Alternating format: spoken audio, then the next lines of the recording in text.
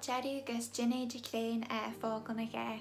Mis Gaelg Jiu Tá go the ynnu brishtagyn vegan as hurmi and just Shoh vosh deliciously ella as tea lhien sach mishen ligdun gol tajach. Be fame yau ul crooaghtyn, crooaghtyn, flurkadyn, puda Fuinney, banya vegan got a Shoh ach other huge neemayd banya almond nurnyach mishen. As chocolate vegan and a chocolate Dagh meshor as solemn.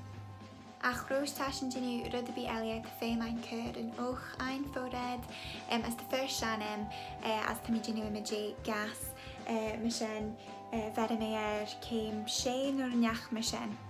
Hojach te fame ein leicher kweges 4 gram de crooaghtyn ons pot as 30 gin tashin curregus de chow de furige. Ons just voor kursjach 4 gram de crooaghtyn, 4 gram de flurkadyn, ons ben je de Fuinney, beg in de hollen, eerst meste de huljerud de Gaelg. Brishtagyn kwetjag is 4 milliliter de vanje. Brishtagyn in crooaghtyn. As neesht neemayd de lhien de meste de huljerud de Gaelg riest de ynnu taste cookie. Gaelg Jiu got a Shoh.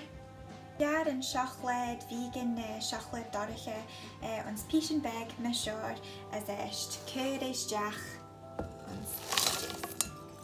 Gin image de lhien brishtagyn de veste de huljerud de Gaelg.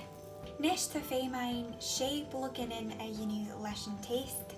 Nesh Jecrean meshor as mit ha pe Fuinney ayds gin image shin yurud me de balch me kiam. Nesh crooaghtyn och son mush 10 minute. Lig 10 minute Jecrean meshor as nesh vreelad de furige as de groeige son 5 minute earlier. As like olje en op groei shen nesh tag early de e. Shene son Jecrean gudamaya son geestjach.